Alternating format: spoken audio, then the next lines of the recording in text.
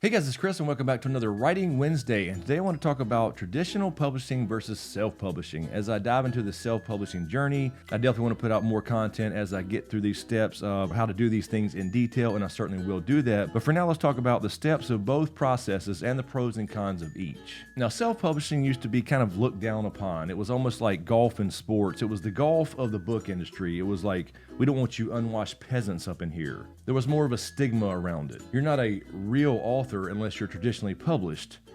And that's all bullshit.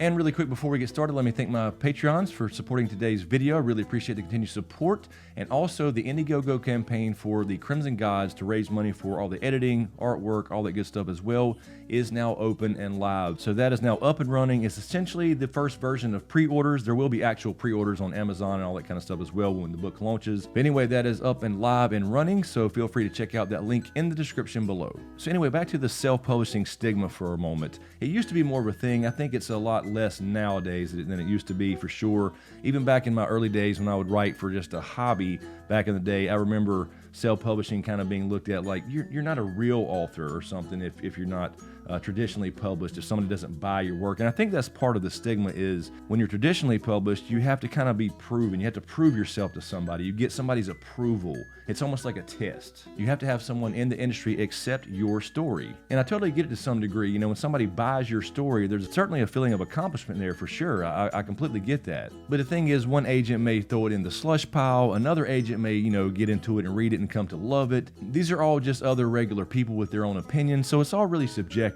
So choosing self-publishing now, I think, is a lot more popular. I don't think there's as much of a stigma around it, and that's a good thing because it gives us all options. Now, I personally chose to go the self-publishing route. That's the process I'm starting now as I start the editing process, because I wanted to maintain ownership and control of my story and the control of everything as far as how the book's going to look and feel and all that good stuff as well. So let's talk traditional publishing first and go through really quickly the process here of what you would actually have to do if you choose to go the traditional route. You have to write the damn book. That's number one with anything. You have to write a book. You can't, just want to write. You can't just dream of writing. You have to make it happen. We're assuming here that you know that you have to have a written book to go either route, obviously, whichever one you choose. You have to have a product. But then you have to pitch it to literary agents, and so you have to learn to become a good pitcher, so to speak. You have to learn to send the proper emails to who and what to say in those emails, so there's a whole art to that, to pitching literary agents. You will get rejected many, many times, as you should, and if you get warm rejections, which are rejections with actually has some feedback, you may go back and do revisions and do some rewrites, all that good stuff as well, and you'll probably do that if you get a lot of cold rejections too. If you're just getting rejection after rejection and no real reason why, you probably want to go back and rethink some things. That's why it's important throughout any writing process, no matter what you do, to have critique partners and all that good stuff as well to help get the best story out there possible. Now, once you finally get an agent accepts you as a client, you're essentially done with the whole process of the book itself. We'll get into marketing here in just a second, but essentially you're done. That's where they take over.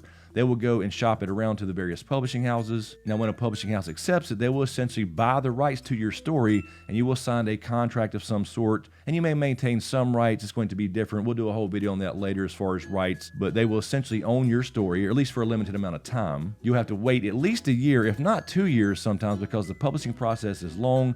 But you will have a whole entire team at your disposal of editors and book cover designers, all that good stuff, because they take care of all that for you. And once it's finally published, you will still have to do some marketing because they don't do all the marketing for you. I think that's a big misconception that once you're self-published, you just send them off the manuscript, they do all the editing and the book cover design and publishing and printing and all that good stuff, and you just sit back and collect checks.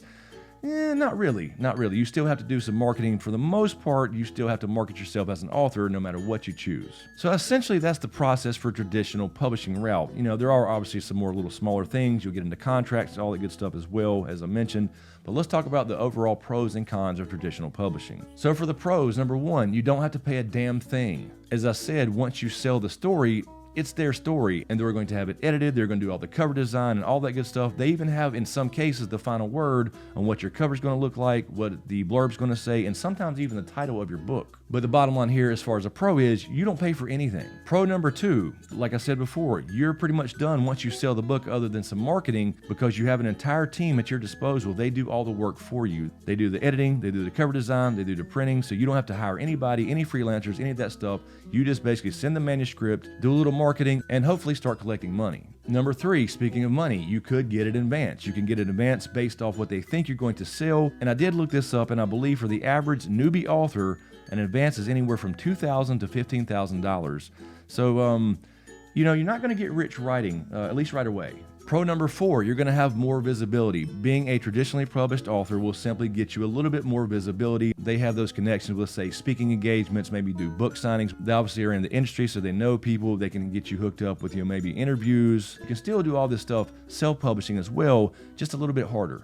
So overall, with them having those connections and you doing those type of things, your career as an author could take off a lot faster. So those are a couple of the pros of traditionally published authors. How about the cons? Number 1 con, you don't own your story. Now, obviously, this can be different for different people. You can negotiate things in your contract, which could be complex. That could be another con we'll talk about. So when Netflix comes calling, saying, this could be a really great TV show, you're not the owner anymore. Now, again, don't let that scare you. Those things are negotiated in a contract where you can get a certain percentage of, say, TV and movie rights or whatever, or maybe you get full rights back after a year or two. We'll get into contracts way down the line later in another video. That's a whole different topic. But for the sake of this video being a con, you just lose your rights to the story to some degree. Con number 2, lower royalties. You just won't get as much per book as you would as a self-published author because all that stuff they're doing for you, that whole team they have, that costs money, so you're going to get a smaller percentage per book you sell. And remember, when you get that upfront payment, that advance, you have to earn those back in royalties based off your percentage, your cut, as opposed to like gross sales or whatever. Number 3, I kind of mentioned this before, but loss of creative control. You may not have any creative control on what your book cover is going to look like, what the blurb is going to say on the back of the book, and they could even convince you to change your title. Con number 4, it's just a harder barrier to entry. As you know, writers can face dozens or even hundreds of rejections before your book finally makes it to print. Additionally, if the first book you sell doesn't do very well, they may not want the second one or the third. So it could be harder if you don't do well in the first book to land subsequent book deals. Number 5, as I mentioned, complicated contracts. All of us writers at some point are newbies and we don't, know about contracts. We don't have a legal team or whatever, so it could be difficult. So that's why if you go that route, you definitely want to consult a lawyer. But there could be complicated contracts. Again, how long they own the story for, what if Netflix comes calling, what happens then? All that kind of stuff has to be included in there. So be sure to cover your ass either way you go. And number 6, you won't get paid very often. No matter what kind of money you make from your sales of the book, whether it's good or bad, you won't get paid that often because publishing houses typically pay only twice a year, every 6 months. I am in one traditionally published book, and every 6 months or so, I get a little royalty check. Now, in my case, it's not enough right now to make a difference. The very first one was okay, and it was actually bigger than I thought. But the point being is, now every 6 months, I may get, $10, $20, whatever it may be. It's not really enough to worry about. As a matter of fact, I forget about it most of the time. So now let's talk about self-publishing. Let's go through the process and the pros and cons. But first, let me ask you a favor. If you don't mind, if you're getting value from these videos, you like these writing advice videos, do me a favor and smash that like button, hit that red subscribe button as well. We're trying to turn this channel around. It died about a year and a half ago, so we're trying to get this thing turned around to move in a forward direction. That would be really cool if you could do that for me. Really appreciate it. And by the way, if you're enjoying these writing advice, how-to videos, all that good stuff as well, let me know in the comments what particular topics you would like to see for future videos. You can also join Patreon as well and vote there. All right, so let's talk self-publishing now. What you have to do to go through self-publishing process essentially is, number 1, you have to write the damn book, as we talked about before. You have to have a product. You have to hire your own editor, or I should say editors, because you're going to go through 4 stages of editing. The first stage is developmental editing. The second stage is copy editing. The third stage, line editing. And the fourth stage being proofreading. You have to do that. No matter what else you do, you have to have somebody professionally edit your book. You have to step away from your own story, which you're probably in love with, and let other people get eyes on it that are not. Then step number 3, you have to hire a cover designer. Do not, unless you're a designer by trade, I repeat, do not design your own cover. You want a book to sell. Unlike the saying, which I've never understood, people literally judge books by their cover. Another step could be you may want to hire somebody to do a professional blurb for the back of your book. Maybe you're not a really good copywriter, because I think there's a big misconception about writing in general. Like, if you can write books, you can write this little blurb. No, there are professional people with a whole different skill set that does copywriting for products and all that kind of stuff as well. And there are people who have a specific skill set to write book blurbs to summarize your book in the best possible way to sell more copies when somebody picks it up and reads the back of the book. You may want to hire your own formatter to get the formatting right inside the book based off what size you choose and all that kind of stuff, the page count, all that stuff as well. It can get rather complicated. Now, I think anybody can pretty much learn to format their own book. It's not that difficult. difficult. There's some tricky aspects to it, but if you want to make sure it's absolutely correct and you get the files just right for whatever company you're going to use, whether that be KDP, Ingram Spark, whatever, you may want to hire your own formatter as well. During this process as well, you also have to buy your own ISBNs depending on who you're publishing through. Now, if you're publishing through KDP, I think they provide you one. Ingram Spark, they actually provide you one now, but it really belongs to them. So in that case, you probably want to still buy your own. And an ISBN is simply International Standard Book Number. You have to have one if you're going to sell a book. And you have to have one for each different format. So, for example, I have the Crimson Gods. I'm going to have 4 formats eventually. I'll have the ebook, I'll have the paperback, I'll have the hardcover, as well as an audiobook, and all 4 of those have to have their own ISBN numbers. The next step will be getting all your files properly formatted, the cover files, the actual book itself, all that good stuff. Get those formatted properly and uploaded to the publisher or publishers of your choice. Then, of course, the next step will be actually having the book printed, and then you're going to have to receive copies to make sure everything's good to go.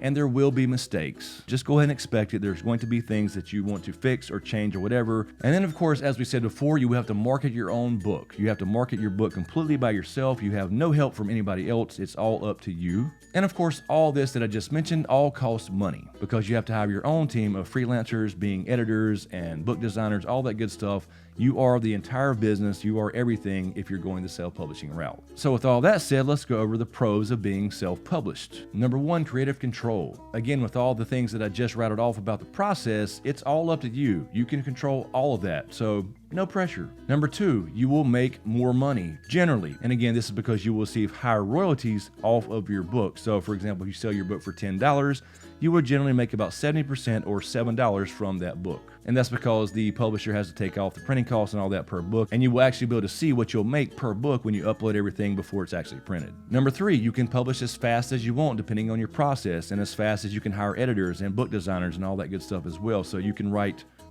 5 books a year if you want to. If you can move that speed, you're welcome to do it. Where traditionally, it's going to take at least a year or 2 for them to publish your book after you have a completed manuscript. Number 4, I think you have a bigger opportunity to make a name for yourself because you're focused on you as a business and you have an opportunity to market yourself, maybe build an author platform. You definitely want to do that regardless. And then maybe one of your books, builds a fan base and maybe you get noticed from a publishing house and possibly make it easier to get yourself a traditionally published deal later on. And number 5, I put this as a pro because it's really, really important, I think. You learn a hell of a lot about books and book publishing. Never underestimate the power of information and knowledge, and I'm telling you, going through this process after just writing the damn book itself, which is the hardest part, all this other stuff is stressful and there's a lot to it, a lot going on, and then you can take that knowledge, turn it around, and maybe do something positive with it, build your author platform, maybe start a YouTube channel, whatever it may be, but the next time around, everything should be easier. And then, of course, a few cons of self-publishing as well. I guess you could look at some of those pros as cons too, because everything falls on your shoulders. So in and of itself, self-publishing in and of itself, just by default,